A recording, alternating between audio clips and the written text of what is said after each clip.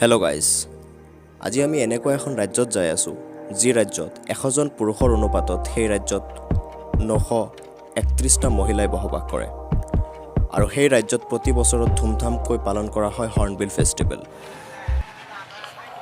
তো guys, good morning. Episode আপোনালোকে চাব পাৰি আছে খাৰুপেটীয়া। মই অকলে জাৰ্ণি কৰি আছোঁ। মই অকলে হঠাৎ ডিচিশ্যন হৈ গ'ল যে নাগালেণ্ড যাম আৰু যি পাওঁ এতিয়া আপোনালোকক ৰাস্তাৰ ভিউ আপোনালোকক দেখাব লাগিব। এতিয়া যিখিনি ভিউ আপোনালোকক পাৰোঁ দেখাবলৈ ট্ৰাই কৰিম।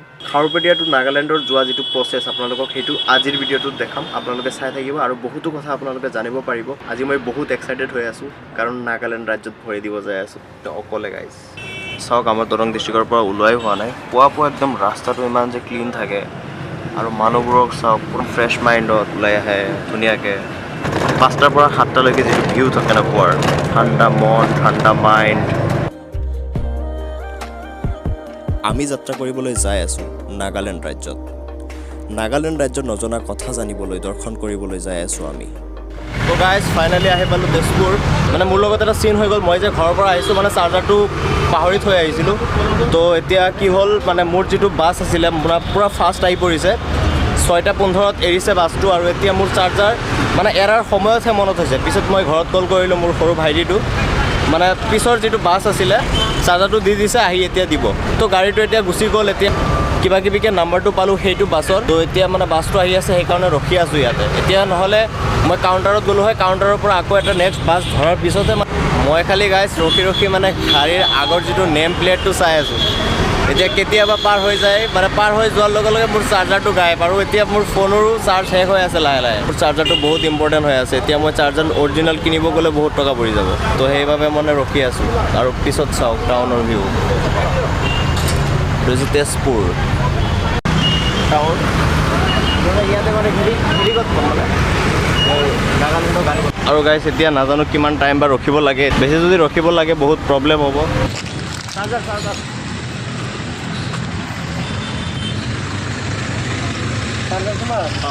Thank you. আৰু গাইজ ফাইনেলি পাই গ'লোঁ চকাচক চাৰ্জাৰ তেজপুৰ টাউনত। আৰু গাইজ কোনো ৰেষ্ট নোলোৱাকৈ ফাইনেলি পাই গ'লোঁ নাগালেণ্ডৰ বাছ পঞ্জাৱ কে পুত্ৰ।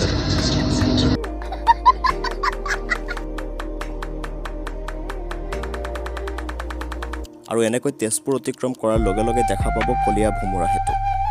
এই দলংখন নিৰ্মাণ কৰা হৈছিল 1981 চনত আৰু ইয়াৰ নিৰ্মাণ কাৰ্য সম্পূৰ্ণ হৈছিলে 1987 চনত। তেতিয়াৰে পৰা আজিলৈকে এই দলংখনৰ ওপৰৰ পৰা যাব পাৰি আছে আছিফ ব্লগছ আৰু আপোনালোক।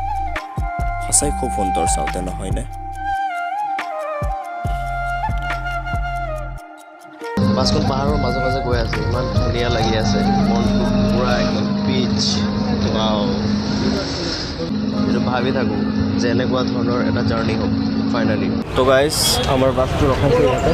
তো মানে কি এতিয়া লাঞ্চ টাইম দিছে, মই লাঞ্চ নকৰোঁ কাৰণ মই ৰোজা ৰাখিছোঁ। অলপ মুখ চুখ ধুই একদম আমাৰ ঘৰৰ পৰা 300তকৈ বেছি কিলোমিটাৰ হয়।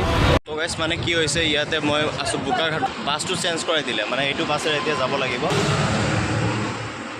তো এতিয়া মানুহ কম কাৰণে সেইটো বাছ নাযায়, মই এইটো বাছত আহি গ'লোঁ। এতিয়াও বা কিমান টাইম দেৰি কৰে। নাগালেণ্ডত আপোনালোকে ট্ৰেইনতো আহিব পাৰে। মোৰ ঘৰ খাৰুপেটীয়াৰ পৰা গুৱাহাটীৰ পৰা চিধা নাগালেণ্ডলৈ ডাইৰেক্ট ষ্টেচন। কোনো ধৰণৰ অসুবিধা নহয়, সকলো বস্তু তাতেই পোৱা যায়, যিকোনো ধৰণৰ সুবিধা। চাৰ্জৰ সুবিধা, ইয়াত চাৰ্জৰ সুবিধা নাই। মোৰ যিখিনি চব এচেচৰিজ ইলেক্ট্ৰিক। ট্ৰেইনত হ'লে চাৰ্জৰ সুবিধা পালোঁ হয়। তো ট্ৰাই কৰিম অহাৰ সময়ত ট্ৰেইনত আহিবলৈ। আপোনালোকে জানেনে, নাগালেণ্ড ৰাজ্যত প্ৰৱেশ কৰাৰ সময়ত চকু ঘূৰালেই দেখা পোৱা যায় হৃদয় চুই দিয়া কিছুমান নেচাৰ ভিউ। এনেকুৱা অনুভৱ হয় ইয়াতকৈ আৰু ধুনীয়া ভিউ চাবলৈ পামনে কেতিয়াও। প্ৰাণ টানি ধৰিলেও উপায় নাই, কাৰণ বাট যাই আছে ফ্লাইটৰ নিচিনা স্পীড। তাকেই চাবলৈ চেষ্টা কৰোঁ আহক, যিবোৰ বাছৰ খিৰিকীখনৰ পৰা দেখা যায়।